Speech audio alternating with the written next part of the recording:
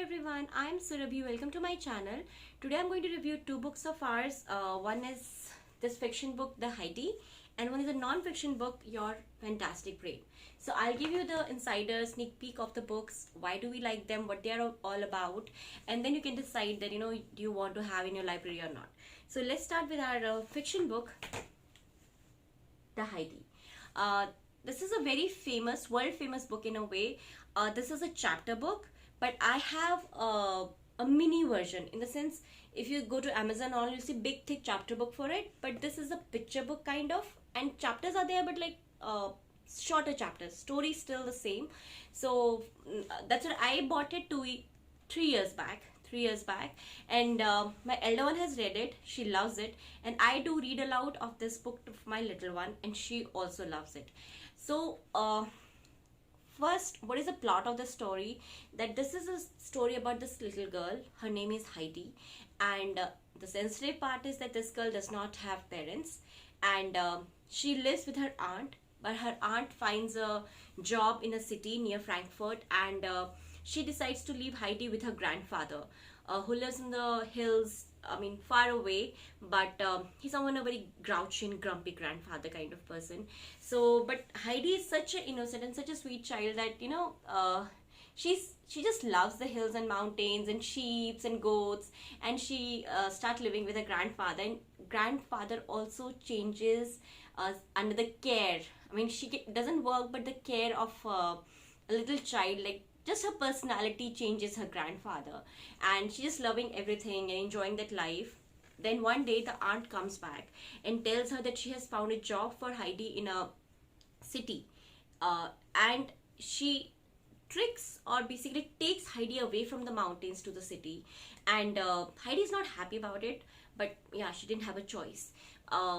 There she goes to the city, and what happens in the city, whatever, but then she gets so homesick that finally she comes back to the mountains, because that's where her heart is.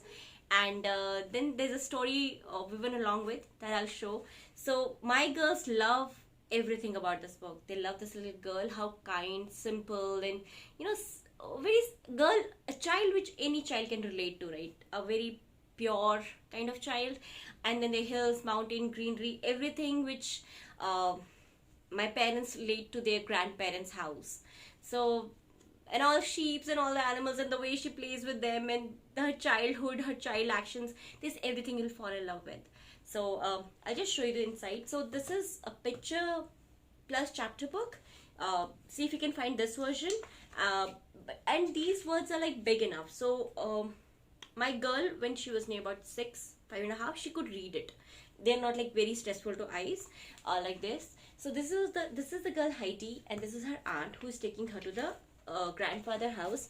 And there Heidi sees a boy who becomes her friend later, and then he's the one who herds the sheep, and she gets so excited. She doesn't bother about her clothes. She doesn't bother the velvet dress her aunt has given, expensive dress. She just wants to be like in simple dress and just play with the sheep and everything.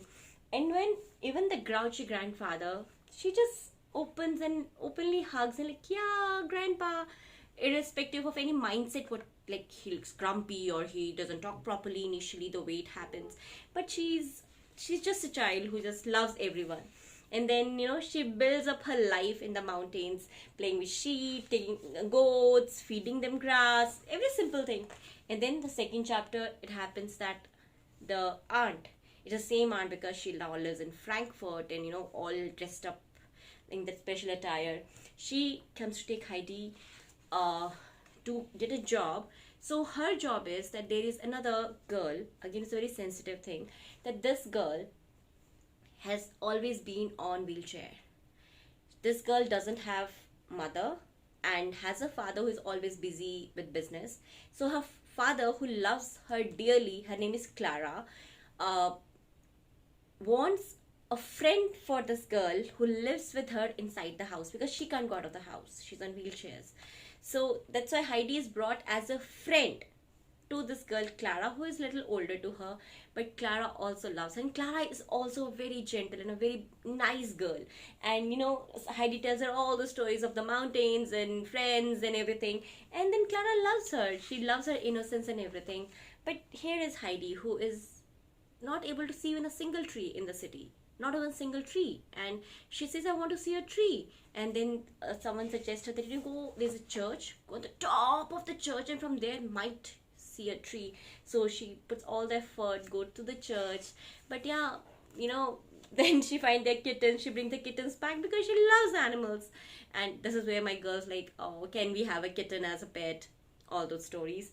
But then, whatever happens there, but she's still hopeful that one day she'll go back to her mountains. She's hiding gifts for the people of mountains who are her friends, to get from the city. Like, even every morning she'll get the white bread to eat. She'll save one slice of that white bread for her, that village or mountain friends. That simple this child is.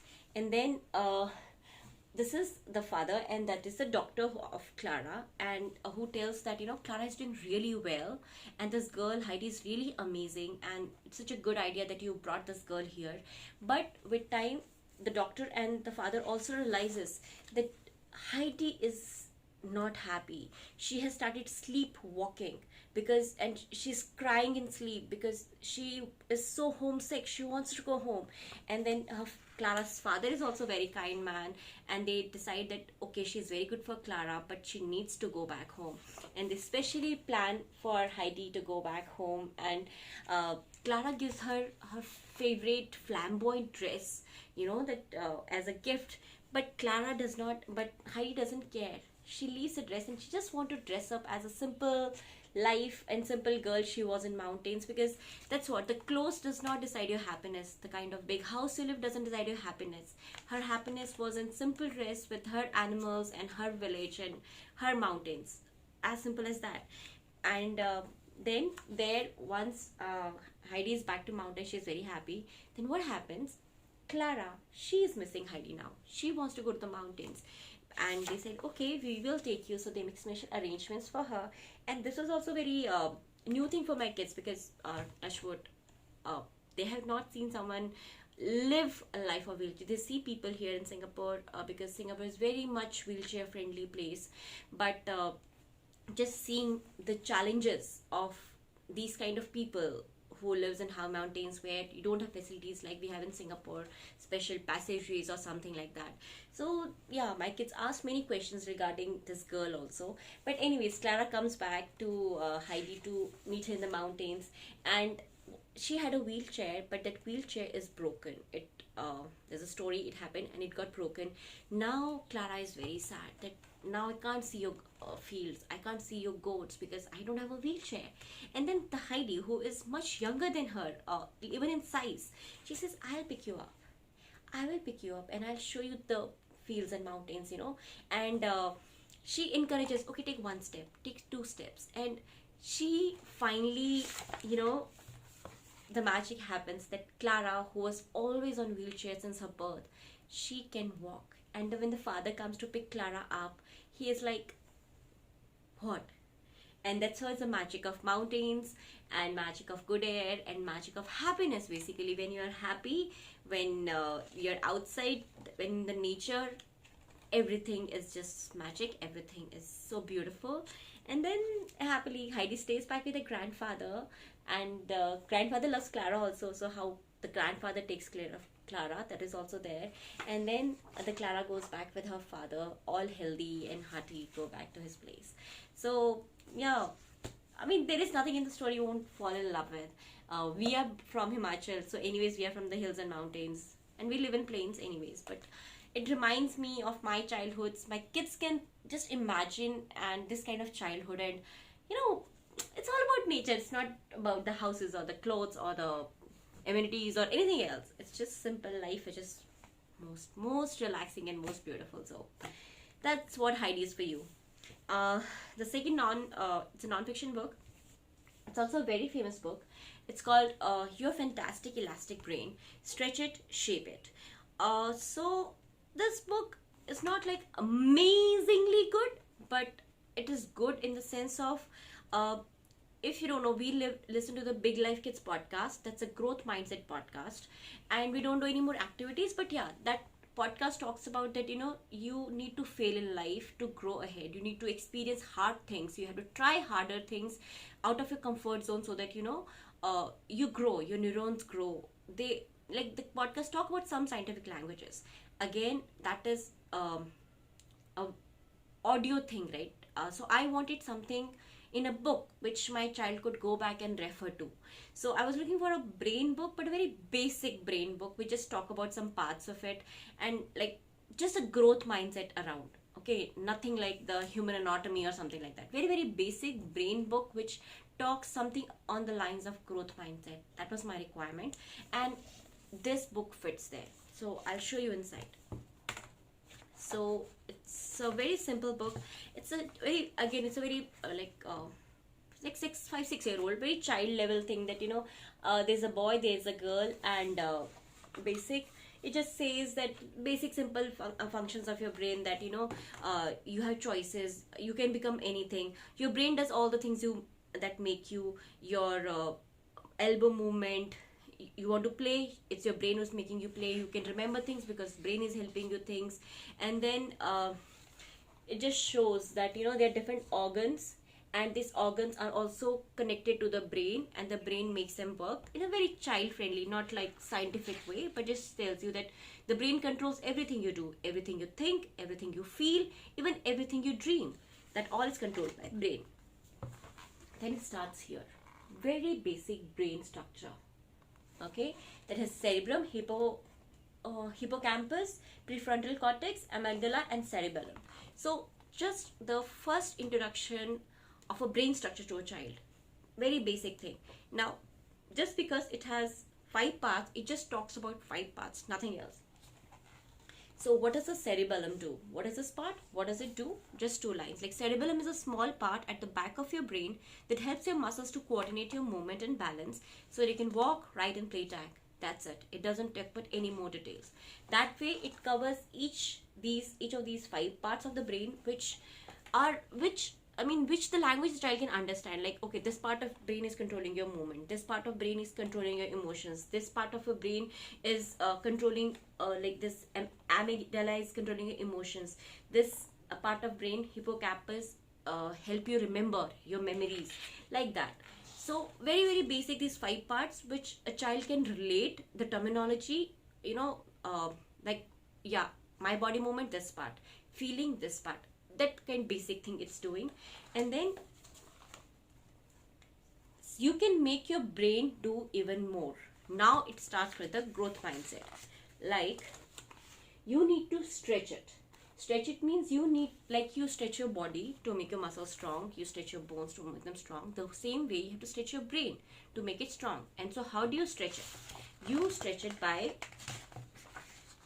training your brain. But again, I'm not telling you, nothing has technical things in it, just story kind of thing, that you train your brain. Making mistakes is one of the best ways your brain learns and grows. If you aren't willing to risk your being wrong, you won't take the chances that stretch your elastic brain. So, and that's it. That's all it says. I just read the full thing about you. Rest is all drawings and just making it attractive for a child. But content-wise, just 2 or 3 lines talking about it. You should take challenges. You should take risks. It's okay to fail. Those kind of attitude. So if you're like this one, you see, it just says, I read to you. If you're frightened about taking a risk, like learning to swim, finding the courage to put your face in the water, stretches your amygdala. It reminds you that you overcome your fear, so you'll be braver the next time something scares you, like diving into the water. That's all it says. And then, just, again, it is more about growth mindset, just connecting it, the dots in the brain, basic introduction.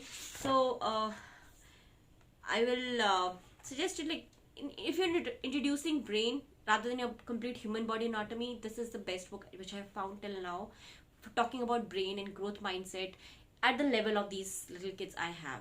So again, it tells you that amygdala makes you want to learn play the piano.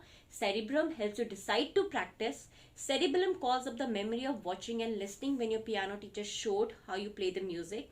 And the next time you play that piece of music, the parts of your brain and body will know how to work together and you'll play the song more easily. That's that's the simplest definition I could find in these parts of like parts of brain for these kids.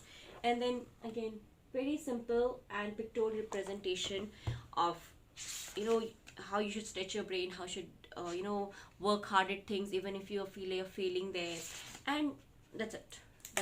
Very simple book, but fantastic book if you want to introduce brain as an anatomy, sorry, and also talking about growth mindset and feelings. So that's all this book is about. So hope you enjoyed it. Thank you for watching. Bye bye.